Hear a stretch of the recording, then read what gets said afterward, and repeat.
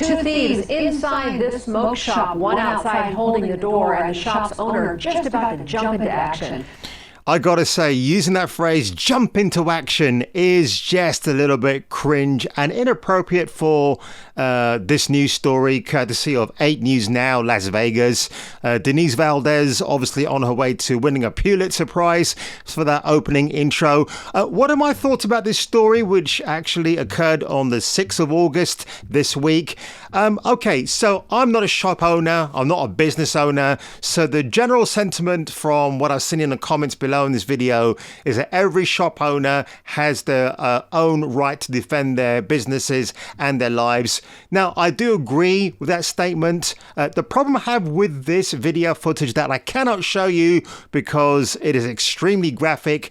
I'm surprised that YouTube would even allow this to be shown on their platform, but I guess when you're somebody like 8 News Now, Las Vegas, of course you're going to be protected by NewsTube because you are a professional news network service. So I completely understand that. So the story is Johnny Newen is the store owner of this place called, I think it's called Smokestrom or Smokestream, and these two juveniles walk in. Now, in case some of you don't know the age for a juvenile in America, it's someone below the age of 18 years old, and they walk in, they're wearing ski masks, and it's obvious that they want to rob the place. However, while Johnny's talking to them, the first juvenile attempts to take his tip jar and run out of the store. As he does that, the other guy in his frame here jumps over the counter to take vaping cigarettes, I'm assuming it is, and then is met with a barrage of multiple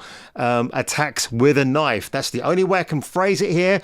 And the thing that I take issue with is like, look, I don't mind that the owner felt he had to defend himself.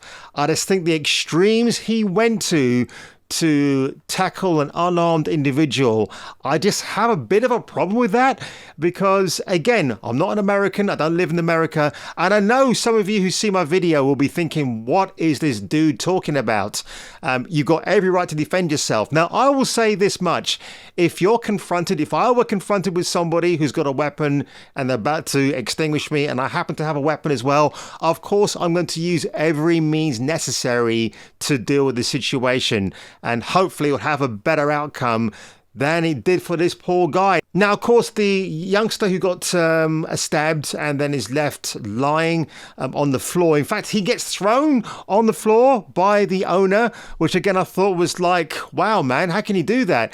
But then, he calls the paramedics, he calls the police, but juvie number 2 says to him, oh God, I'm sorry. Now, of course, people do say this, and I hear this all the time, that when you're about to meet your maker or you turn to the God of your religion, you beg for forgiveness, and I think that's what he was doing here. So at the time of recording this video, I hope that juvenile recovers, they get a second chance to redeem themselves and just live the rest of their life as best as they can, turn themselves around. But again, the reaction of the shopkeeper I thought was just a little bit too much to the extreme, and I will go forward in this video because it's interesting that when he's interviewed here, how he actually answers. They had a firearm, so I just wanted to make sure that I could protect myself. Did you see it? No, I did not see it, but I couldn't take that chance. What? Yeah, so that's the funny thing. So he's asked, because he assumes that they had firearms on them, and then when he's asked, well, did you see anything? He's like, no, I couldn't take that risk. Now, I can see both sides of the equation here, and obviously adrenaline is coursing through the veins of the shop owner, and it kind of it unleashes certain reactions within you. And of course, his first instinct was, well, I'm getting this knife ready because I don't know what they're going to do next. But if that were me and that was the only weapon I had on my choice, I hope I wouldn't have to use it. And if I'm forced to use it, well, just better hope that I just don't do anything stupid with it. Again, this could have been like a bear tackle with fists. I know I'm speaking in a moment after it's all happened.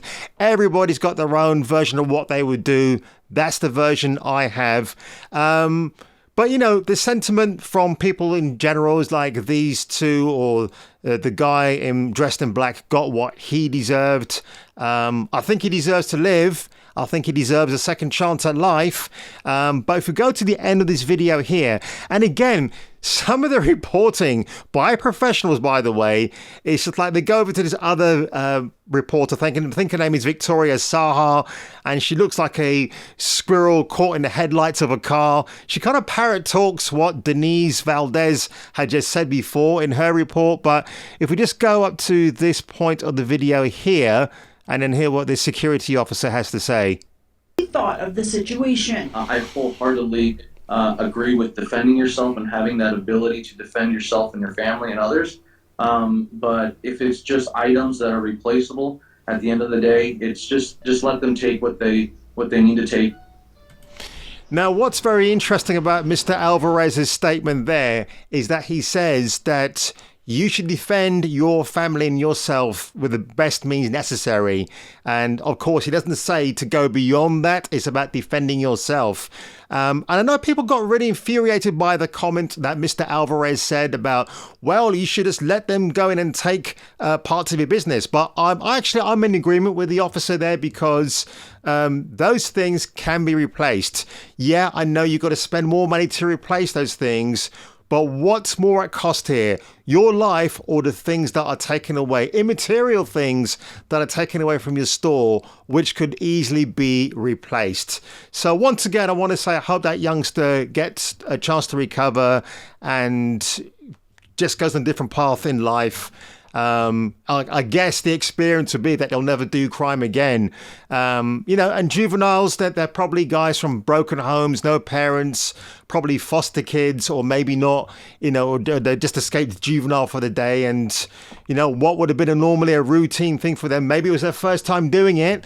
They weren't carrying any weapons with them as such. So they've probably been rookies or working for somebody else. I don't know, but it's just one of those things. So guys, not the usual type of video I make, but I wanted to get this out there today because I'm sure people are talking about it.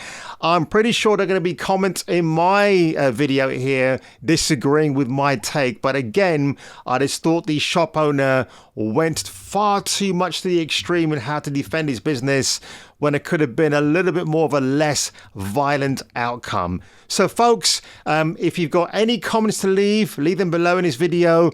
Make sure you like or dislike and share this video wherever you can. And if I were you, I would check me out on my next video.